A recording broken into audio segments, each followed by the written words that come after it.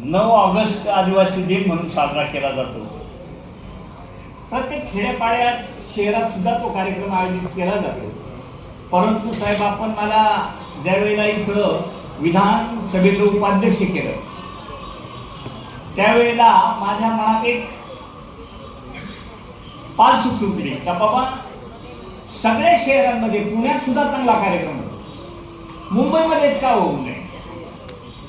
आणि म्हणून विधान भवनमध्ये मी जेव्हा कार्यक्रम सुरू केला तर अगदी 5-25 लोकांमध्ये मी तो कार्यक्रम सुरुवात केली. आज वर्ष 9 आहे. त्याच्यानंतर सगळ्यांना असं वाटायला लागलं का बाबा गावाकडे करतो, मुंबईला करतो, म्हणून लोक मुंबईला यायला लागले. आणि त्याचं आज साहेबांनी मला विचारलं, आले बाबा आले. तसं तर साहेबांचं खरंच मी साहेबांना सुरुवातीला भेटतानाच सांगितलं का साहेब, हे फक्त आणि फक्त आपल्यामुळेच आम्ही हे करू शकलो. त्याचं कारण सांगतो मी का ह्या आदिवासी विकास विभागाची निर्मिती कदाचित साहेब आपण केली नसती तर कधीच आदिवासी विभागाची निर्मिती झालेली नसती पाहायला.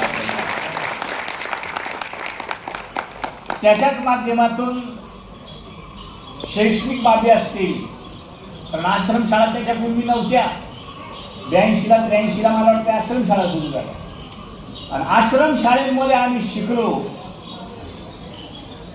खूप काही आहे, शिक्षणाची अजूनही थोडीशी कमतरता आहे, पण जे शिकलेत ते बाकी उदाहरणादाखल बरेचसे काही लोक शिकलेत.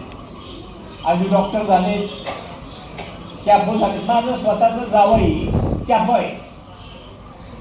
काही लोक ISI झालेत, MPSC झालेत, UPSC झालेत.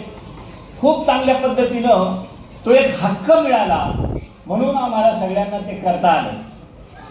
आज ह्याच स्टेजवर जर बघितलं, मी सर्वांची नावं घ्यायचं राहिलो, पण ताई आहेत, युगेंद्रदादा आहेत, त्याचबरोबर गायकवाड साहेब आहेत, त्याचबरोबर आमचे ॲक्टर आहेत, विकलांग बाबा आहे, त्याचबरोबर काय नशीब आहे.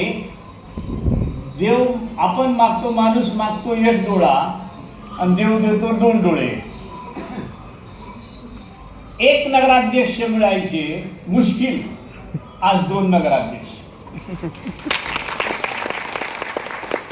आणि त्याही मुंबईमधल्या.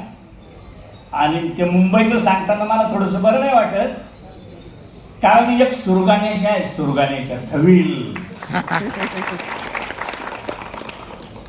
त्याचबरोबर आमचे जावई भुसार साहेब, हे सगळेजण मला ऐन वेळेला मिळाले. साहेबांचा मला वाटतंय प्रेम काय असावं. साहेबांचा पुण्याचा प्रोग्राम ठरलेला होता. साहेबांनी रात्री सांगितलं मी कार्यक्रमाला येणार.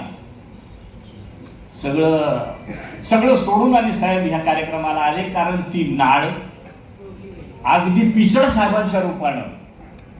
साहेबांनी पहिल्यांदा आदिवासी विकास मंत्री पिचड साहेबांना केलं.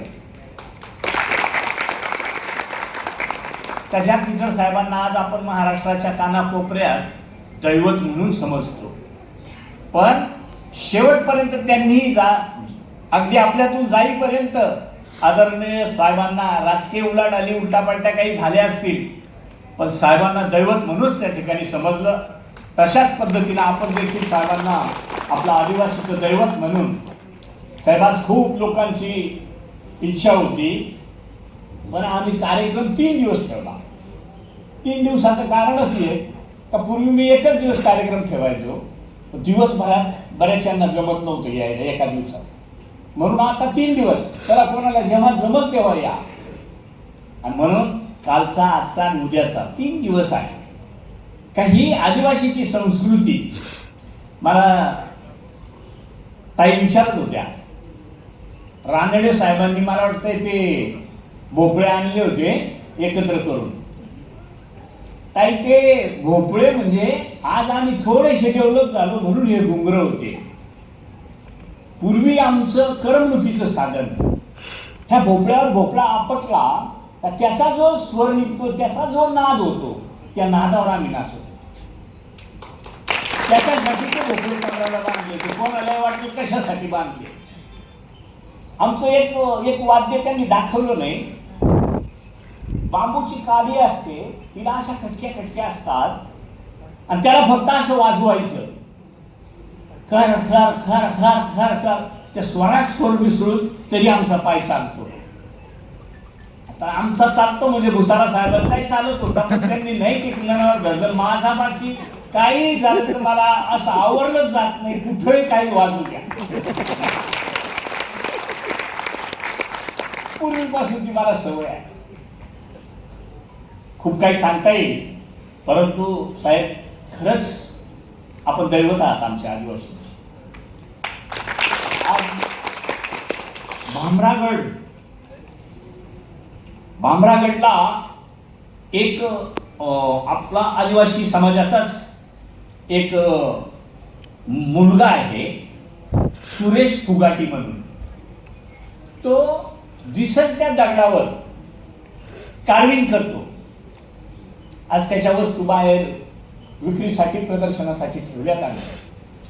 अक्षरशः दगडाचा आकार कासवाचा असेल त्याला कासव बनवतो, सशासारखं वाटेल त्याला ससा बनवता येईल, बेडूक बनवता येईल का. असं बैलाच्या शिंग, एखादं जनावर मेलं त्याचा अर्ध शिंग पडलेला असलं, अर्धा जबडा पडलेला असला तर त्याच्यावरच कार्विंग करून आणि त्याला तो आकार देतो. अशा पद्धतीचा इतका सुंदर काम भामरागडमध्ये होतं. आज मुलांमध्ये खूप चांगलं स्किल आलंय. आता इथं नरिमन पॉइंटला ह्या आमच्या नागपूरच्या आमची कन्या